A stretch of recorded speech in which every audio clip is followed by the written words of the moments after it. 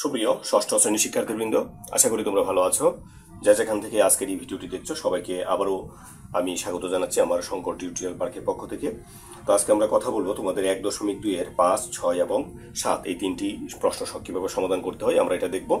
আর ছোট্ট একটা বিষয় হচ্ছে, এর আগে আমরা কিন্তু বাকিগুলো পাবলিশ করেছি। যদি সেটা দেখতে চাও আমার চ্যানেল ঘুরে আসতে পারো, অথবা উপরে একটা লিঙ্ক আছে সেখানে দেখে নিতে পারো। তো একটা 5 নম্বর যে সমস্যাটি আছে, দেখো 5 নম্বর সমস্যাটি আমি স্ক্রিনে দিয়ে দিয়েছি। 5 নম্বর সমস্যাটি বলছে 5 অঙ্কের ক্ষুদ্রতম সংখ্যা নির্ণয় করো যা 3 দ্বারা বিভাজ্য। তো 5 অঙ্কের আমাকে ক্ষুদ্রতম সংখ্যা নির্ণয় করতে হবে যা 3 দ্বারা বিভাজ্য। তো এখানে আমরা আগে লিখে নিচ্ছি, এখানে খেয়াল করো, 5 অঙ্কের ক্ষুদ্রতম সংখ্যা আমরা কিভাবে লিখছি, একটা 1 দিয়ে তারপরে 1, 2, 3, 4, 4টা শূন্য দিয়েছি। এটা কি হয়ে গেছে 5 অঙ্কের ক্ষুদ্রতম সংখ্যা। কিন্তু আমাদেরকে যেটা করতে হবে সেটা হচ্ছে 5 অঙ্কের একটি ক্ষুদ্রতম সংখ্যা হবে, কিন্তু এটা 3 দ্বারা বিভাজ্য হতে হবে। তো এখন 3 দ্বারা বিভাজ্যতার নিয়মটা আমরা কি পেয়েছি? 3 দ্বারা আমরা বিভাজ্যতার নিয়মটা পেয়েছি, যদি সংখ্যাগুলোর অঙ্কগুলোর যোগফল 3 দ্বারা বিভাজ্য হয় তাহলে সংখ্যাগুলোর এই প্রদত্ত সংখ্যাটি 3 দ্বারা বিভাজ্য হবে। তাহলে আমরা লিখব কি, এখানে অঙ্কগুলোর যোগফল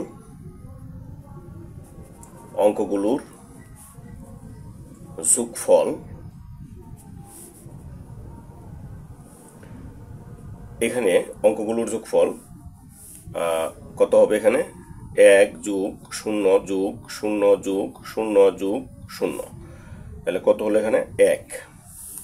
তাহলে 1, অথবা এখানে লিখবা যা 3 দ্বারা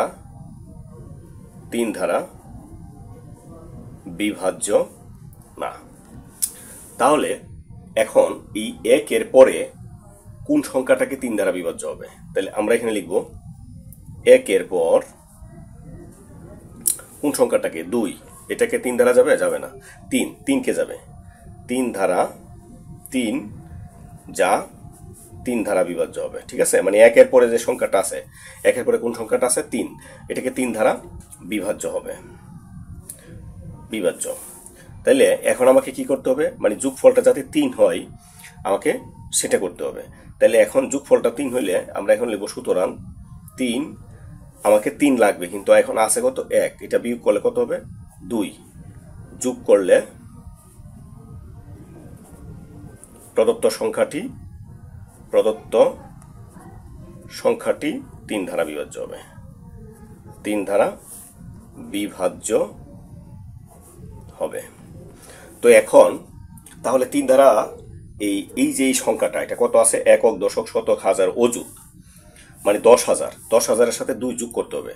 তাহলে সুতরাং প্রদত্ত সংখ্যাটি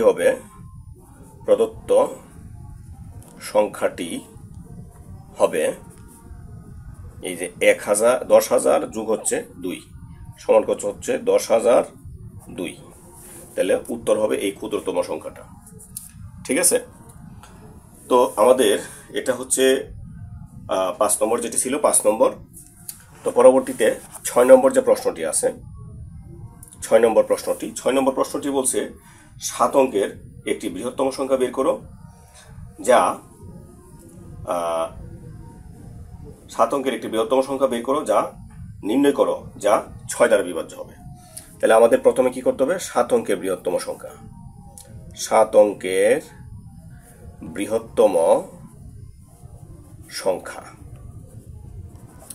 বৃহত্তম সংখ্যা কি আমরা জানি, 7টা 9। ঠিক আছে, 1, 2, 3, 4, 5, 6, 7, এই 7টা 9 হচ্ছে 7 অঙ্কের বৃহত্তম সংখ্যা। তো এবার আমাকে দেখতে হবে যে এটা কি 6 দ্বারা বিভাজ্য কিনা। তো 6 দ্বারা বিভাজ্যতার নিয়মটা আমরা কি পেয়েছিলাম, যে সংখ্যাটাকে 2 দ্বারা বিভাজ্য হবে সেটা, এবং তো আমরা 6 দ্বারা যে বিভাজ্য হবে এই বিভাজ্যতার নিয়মটা আমরা কি পেয়েছিলাম, যে প্রদত্ত সংখ্যাটি যদি 2 দ্বারা বিভাজ্য হয় এবং 3 দ্বারা বিভাজ্য হয় তাহলে এই সংখ্যাটি 6 দ্বারা বিভাজ্য হবে। তো 2 দ্বারা বিভাজ্যতার নিয়মটা কি, দুই দ্বারা বিভাজ্যতার নিয়মটাও কি পেয়েছিলাম, যদি একক স্থানীয় অঙ্কটি জোড় সংখ্যা হয় অথবা শূন্য হয়। ঠিক আছে, তাহলে আমরা লিখব এখানে এখানে একক স্থানীয়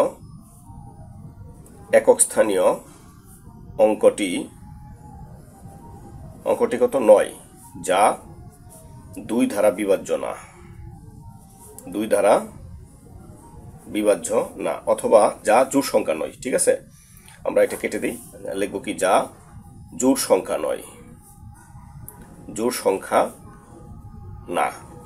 সুতরাং সংখ্যাটি দুই দ্বারা বিভাজ্য না, সংখ্যাটি দুই দ্বারা বিভাজ্য না। তাহলে দুই দ্বারা পরবর্তী বৃহত্তম সংখ্যা দুই দ্বারা বিভাজ্য হবে পরবর্তী জোড় সংখ্যা। তাহলে পরবর্তী জোড় সংখ্যা কত হবে, এখানে আমরা 8 রাখলে হবে, কারণ বৃহত্তম আমরা বড় থেকে আনতে পারি। 8 হতে হবে, 6 হলে হবে, তারপর কি 4 হলে হবে, 2 হলে হবে, অথবা 0 হলেও হবে। ঠিক আছে, এই যে কোনো এই 5টা যদি থাকে তাহলে হবে। তো এখন আমাদের বিষয়টা হচ্ছে এটাকে কি 3 ধারা বিভাজ্য হবে কিনা, সেটা একটু আমাদের বোঝার। তো আবার আমরা দেখি এখানে আবার 3 ধারা বিভাজ্য হবে কি, অঙ্কগুলোর যোগফল। এখানে লিখবা অঙ্কগুলোর যোগফল,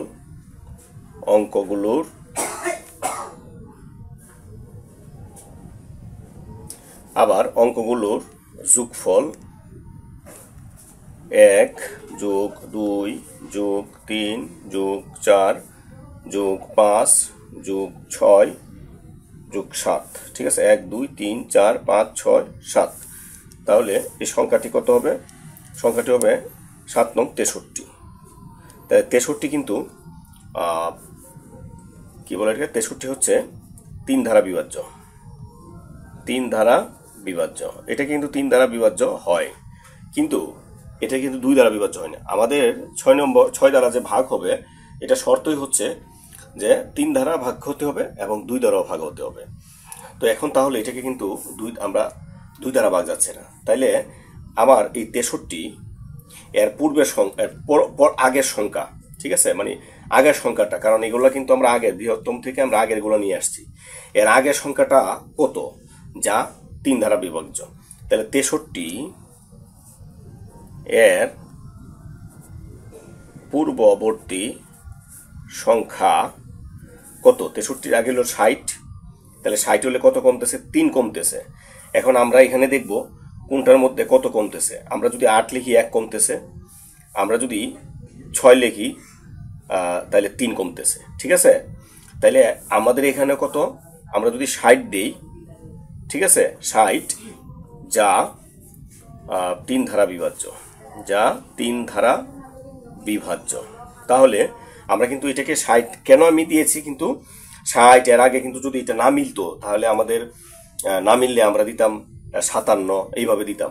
কিন্তু এখানে আমরা কত কমছে, 3 কমছে। এখানে কিন্তু দেখি আমরা 9 থেকে যখন আমরা 6 দিব, তখন কিন্তু আমাদের 3 কমে যাবে। ঠিক আছে, তাহলে 6 দ্বারা বিভাজ্য। তাহলে এখন 60 বানাতে হলে আমাকে কি করতে হবে, এখান থেকে এটার মধ্যে 6 নিয়ে আসতে হবে। তাহলে সুতরাং প্রদত্ত সংখ্যা হবে, মানে 60 যদি আমি বানাতে চাই, যে দেখো 9 যোগ 9 যোগ 9 যোগ 9 যোগ 9, 1 2 3 4 5 6, 6 নং 54 আর হচ্ছে 6 60। ঠিক আছে, তাহলে এখানে বৃহৎ সংখ্যাটি কত হবে, 1 2 3 4 5 6 আর হচ্ছে শেষে 6। ঠিক আছে, তো এটা ছিল আমাদের 6 নম্বর, যেটি ছিল 6 নম্বর। তো আমাদের আজকে আরেকটি আছে 7 নম্বর। এই 7 নম্বর সংখ্যাটি আমরা দেখব। 7 নম্বর বলছে 3 3 0 5 7, 3 0 5 2, তারপর হচ্ছে 7। এই অঙ্কগুলো ব্যবহার করে গঠিত বৃহত্তম সংখ্যা 4 এবং 5 দ্বারা বিভাজ্য কিনা তা নির্ণয় করো। তো আমরা এটাকে দেখি, আমরা আগে বৃহত্তম সংখ্যা বানাই। বৃহত্তম সংখ্যা, তো বৃহত্তম সংখ্যা তৈরি করলে আমাকে কি করতে হবে, প্রথমে সবচেয়ে বড়টা নিতে হবে 7, তারপর নিতে হবে 5, তারপর নিতে হবে 3, তারপর নিতে হবে 2, সর্বশেষ 0। তো প্রথমেই বলছে 4 ধারা বিভাজ্য কিনা।